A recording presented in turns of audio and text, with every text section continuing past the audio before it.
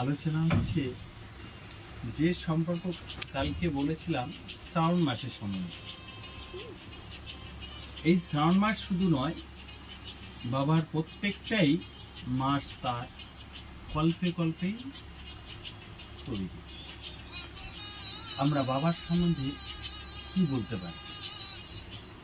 যে জন্মদাতা, সৃষ্টিকর্তা এবং ধ্বংসকর্তা। এর বিষয়ে বলার মতন আমার সামর্থ্য বা জ্ঞান, বুদ্ধি, ভক্তি, বিশ্বাস কিছুই নেই। তিনি একমাত্রই এই সমস্ত অধিকারী।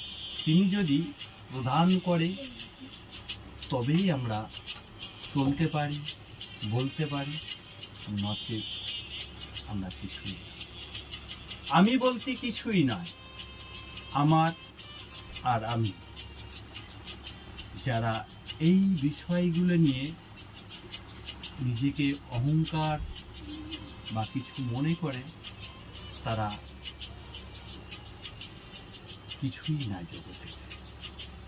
আমি আজকে বলবো শ্রাবণ মাস হচ্ছে পবিত্র মাস। কালকে এই বিষয় নিয়ে একটু বলেছি। আজকে বলবো এই শ্রাবণ মাসে যে 4টে সোমবার পড়েছি, এই 4টে সোমবার যদি কেউ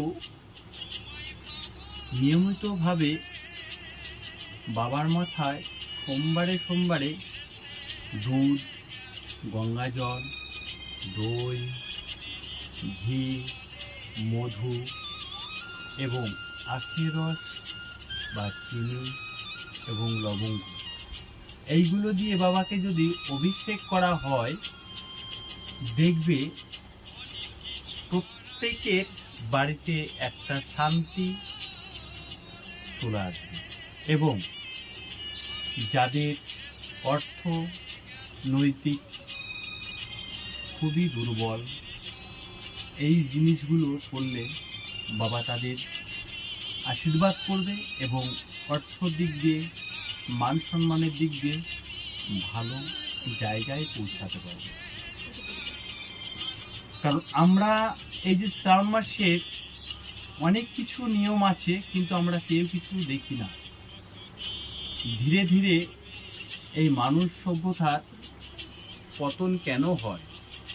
দেখো, এই শ্রাবণ মাসে পোকামাকড়, কীট পতঙ্গ অনেক অনেক অনেক যা বলে শেষ করা যায় জন্মায়।